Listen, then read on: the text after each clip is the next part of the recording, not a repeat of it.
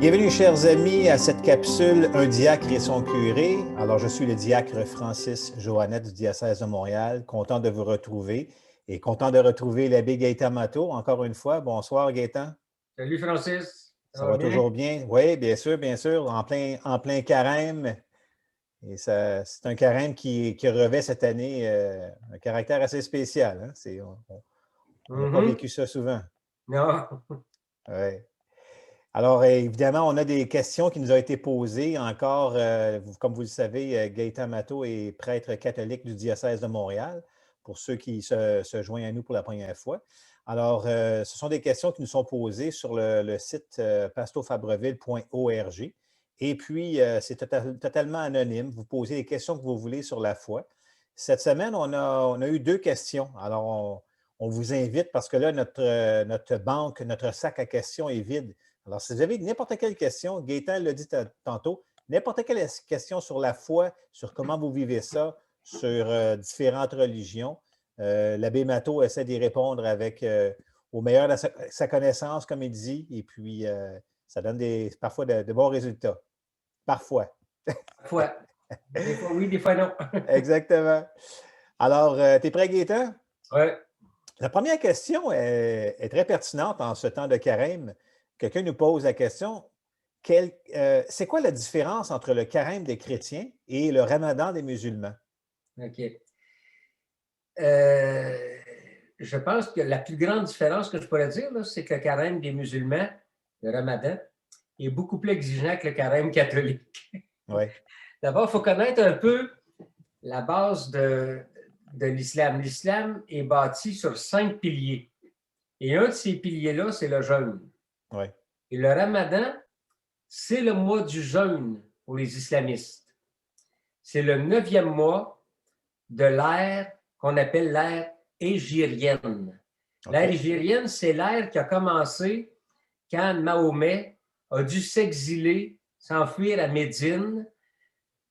C'est là que l'ère hégirienne a commencé. Et à partir de là, ça correspond, nous autres, à notre ère, à l'an 622 après Jésus-Christ. Oui. Cette année-là, il est arrivé quelque chose, Mahomet a dû fuir, et le début de l'année de l'ère hégirienne a commencé là. Et le 9e mois, qui est le mois du jeûne, est le seul mois qui est mentionné dans le Coran. Oui.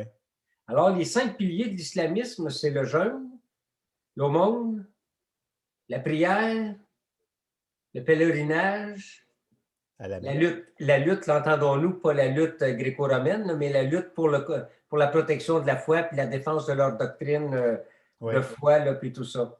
Alors, le mois du Ramadan est un mois qui est très, très, très important pour eux parce que au départ, c'est le mois du jeûne, ce qui veut dire que tous les musulmans, de l'aube, dès le lever de l'aube le matin, au coucher du soleil le soir, aucun musulman, s'il fait son Ramadan, ne peut boire, ni manger, ni fumer, ni avoir de relations sexuelles.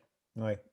Alors ça, c'est pour tout le mois. Ça dure un mois et durant toute la journée, c'est pas d'eau, rien d'autre, pas de nourriture, pas de sexe, pas de cigarette. Et à la fin de ce mois-là, du Ramadan, le musulman doit verser une aumône, qui est le 2e pilier de l'islam. Oui. Et il y a le pèlerinage, qui est un autre pilier très important, dont le grand pèlerinage une fois par année à la Mecque. Oui, oui. C'est un peu ça la différence. Le carême chrétien, il dure 40 jours au lieu de 30 ou 31, là, parce que... Oui. Mais je pense qu'il est beaucoup moins exigeant, parce que les musulmans, dès que tu as l'âge de raison, tu dois faire le ramadan. Oui. Tu n'as pas le choix, t'embarques, ça ne déroge pas de ça. Mais au-delà des exigences, qu'est-ce qu'on retrouve dans le carême qui est peut-être... est-ce que le carême revêt un aspect... Mais le carême, nous autres, chez nous, on dit le carême, c'est sûr que c'est un temps de jeûne. C'est un temps de pénitence. C'est un temps où on devrait peut-être un petit peu se sacrifier, couper sur certaines choses. Peut-être moins manger, peut-être se priver d'un aliment qu'on aime beaucoup, peut-être se priver Au lieu de prendre 3 verres de vin le soir, tu en prends juste un. Ouais. Tu sais, des choses du genre. Apprendre à faire pénitence, peut-être pour, comment je dirais bien ça, former notre esprit, notre caractère un petit peu au sacrifice, à se dire non, former notre volonté au sacrifice. Aussi axé sur la prière, parce que le carême est un temps de prière, un temps de conversion, parce qu'on se prépare à la grande joie de Pâques, à la résurrection, puis au salut annoncé par le Christ, par la résurrection. Alors, c'est sûr que c'est un temps de prière, c'est un temps de préparation, c'est un temps de... D'ailleurs, tout le carême, on le célèbre en violet. Pourquoi? Parce que c'est un temps de pénitence, c'est un temps de conversion, c'est le meilleur temps de conversion, comme l'Avent d'ailleurs, où on se prépare à la naissance du Christ, sauf que le carême a 5 dimanches au lieu de... Et l'Église catholique est tolérante sur le fait que les gens qui sont soumis au maigre et jeûne, parce que, exemple, il y a 2 journées dans l'année où on devrait faire maigre et jeûne. Le mercredi des Cendres, qui était hier, et le vendredi saint. C'est 2 journées où on devrait vraiment, les catholiques, faire maigre et jeûne. Maintenant, pourquoi on n'en parle jamais? Ben, c'est souvent parce que dans l'Église catholique, c'est plus une pratique qui est très, très, très courante. Les gens ne connaissent plus la règle du maigre et jeûne. Et comme les fidèles sont assez, en majorité, âgés, ben, la majorité de ces gens-là sont exemptés du maigre et jeûne pour des raisons de santé. Alors, c'est pour ça qu'on en parle moins dans l'Église. Mais les 2 journées maigre et jeûne, mercredi décembre, vendredi saint, ça reste actif. Ça n'a jamais été aboli par personne. Alors, je pense que qu'on parle du Ramadan ou qu'on parle du carême, c'est 2 temps qui sont sensiblement liés à quelque part de la même façon. Jeûne, aumône, prière. La lutte pour la foi, nous autres, on annonce l'Évangile, on prêche, on essaie d'éduquer, d'enseigner l'Évangile pour enseigner le Christ. Eux autres défendent leur foi. Le pèlerinage, bon, eux autres, c'est une obligation. Nous autres, c'est une suggestion. Si on a le goût de faire un pèlerinage un jour, on peut toujours le faire, mais on n'a pas d'obligation là-dessus. Mais les deux axent sur un temps de pénitence, un temps de se priver de quelque chose, de changer nos habitudes, de bouleverser un petit peu notre vie. Puis, ça permet des fois de se réapproprier de notre corps, de se réapproprier de beaucoup de choses qu'on prend pour acquis parfois. Oui, exactement. Alors, j'espère que ça répond un petit peu à la question que la personne a posée, là. C'est à peu près tout ce que je sais là, sur un peu le Ramadan puis l'islam.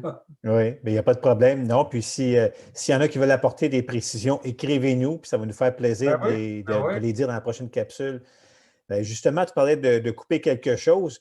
Il y a quelqu'un de notre paroisse et c'est anonyme. Alors, je ne dis pas le nom, mais la personne nous dit comment Gaétan vit son carême et qu'est-ce qu'il va couper? OK. Bien, je dois vous dire que c'est le plus long carême de ma vie que je vis. Parce qu'il a commencé le 13 mars 2020. Le 13 mars 2020, je suis entré en carême. Et depuis ce temps-là, je suis en carême. Là, tu sais, je veux dire, ça va faire bientôt 1 an que mon carême est commencé. Alors, avec la pandémie, avec la pandémie. Même l'année passée, on était entré en pandémie pendant le carême commençait ou venait de commencer. Alors, c'est un très, très long carême parce que j'ai l'impression que tout le temps de la pandémie, j'ai vécu dans des sacrifices, dans des abstinences, dans des renoncements, dans un monde complètement différent, complètement bouleversé. Alors déjà, tout ça, tous ces renoncements-là, rencontrer les amis, la famille, ma mère, tout ça, ça fait partie d'un jeûne de carême, ça, d'un sacrifice de carême qui dure depuis 1 an. Maintenant, cette année, est-ce que j'ai coupé quelque chose? Oui, j'ai coupé quelque chose, mais je n'ai pas commencé à couper quelque chose au carême. J'ai commencé le 18 janvier, j'ai coupé la cigarette. J'ai complètement arrêté de fumer le 18 janvier. Puis tu es encore parlable. À date, ça date encore, là, ça marche. Là. Fait que là, pendant tout le carême 2021, là, j'essaie de persister à ne pas fumer. Et si je passe mon carême, je devrais être bon pour arrêter de fumer complètement. Mais j'ai de l'aide. J'ai arrêté avec le programme Stop, j'arrête. Alors, je suis en relation avec des intervenants qui m'aident à contrôler mes besoins de cigarettes. Jusqu'à date, ça va bien. Alors, c'est la seule chose que j'ai coupée, vraiment coupée, là. Oui. Mais par contre, il y a une chose, faire carême, faire pénitence, c'est beau, mais il y a des choses aussi qu'on peut s'imposer dans le carême. Oui. Appeler une personne seule à tous les jours ou au moins une fois par semaine. Prendre en compte quelqu'un qu'on a dans notre famille qui a besoin d'aide, puis s'offrir pour aider, soit quelqu'un de notre famille, soit un voisin. Ça en est des choses à faire, des choses sur lesquelles on peut s'impliquer et dire, je vais prendre du temps que je pourrais mettre ailleurs pour le donner à quelqu'un. Oui, parce que c'est sûr que couper quelque chose pour, si on coupe un aliment qu'on aime mais que ça ne donne pas rien, ça n'a pas de signification, tout aussi bien de continuer, mais si on... prendre une partie de ton temps qui est précieux, mettons, je ne sais pas, mais le soir, tu aimes ça être chez vous, puis tu ne veux pas sortir, puis tu ne veux rien faire, mais prends le temps de faire un téléphone. Ouais. Lâche la TV, lâche l'ordinateur, lâche les jeux, puis va faire un téléphone à quelqu'un de ta famille, à quelqu'un qui est seul, que tu connais, à un ami, puis prends du temps. On a tellement de neige de ce temps-là, je n'ai jamais vu autant de neige que ça de ma vie. Oui. Tu sais, va donner un coup de main à un vieux voisin pour pelleter. Oui. Tu sais, ça va lui faire plaisir, ça va l'aider en même temps. Puis toi, ça va te faire prendre l'air, puis... Tout à fait.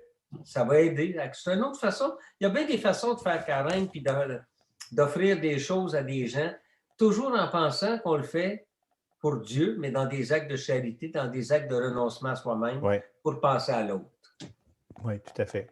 Alors, c'est à peu près tout, là, tu sais. À part de ça, le carême, il se vit dans la prière, dans la méditation. Puis, comme je disais en fin de semaine, dans l'homélie, dans l'espérance du grand jour de Pâques, jour de la résurrection, l'annonce de la vie éternelle avec le Christ. Bon, excellent. Encore une fois, merci beaucoup, Gaétan, de ces réponses. Alors, je l'ai dit, notre sac à questions est vide. Alors, ne vous gênez pas et envoyez vos questions à pastofabreville.org. Et puis, il n'y a pas une question à date que l'abbé Gaétan Matteau a refusé de répondre. Alors, ne vous gênez pas. Ça m'étonnerait qu'il y en ait que je refuse, Francis. Alors, voyez-vous, le défi vous est lancé parce que sinon, on n'aura plus de capsule. On est rendu à la 10e, je crois. Là. Alors, le défi vous est lancé. Je vous rappelle que l'abbé Gaétan Matteau est prêtre catholique du diocèse de Montréal. Je suis Francis Joannette, diacre, et je vous remercie beaucoup de votre participation. Et on espère se revoir la semaine prochaine si on a des questions, mon Gaétan. C'est beau. Merci et bonne journée à tout le monde. Merci. Bye bye.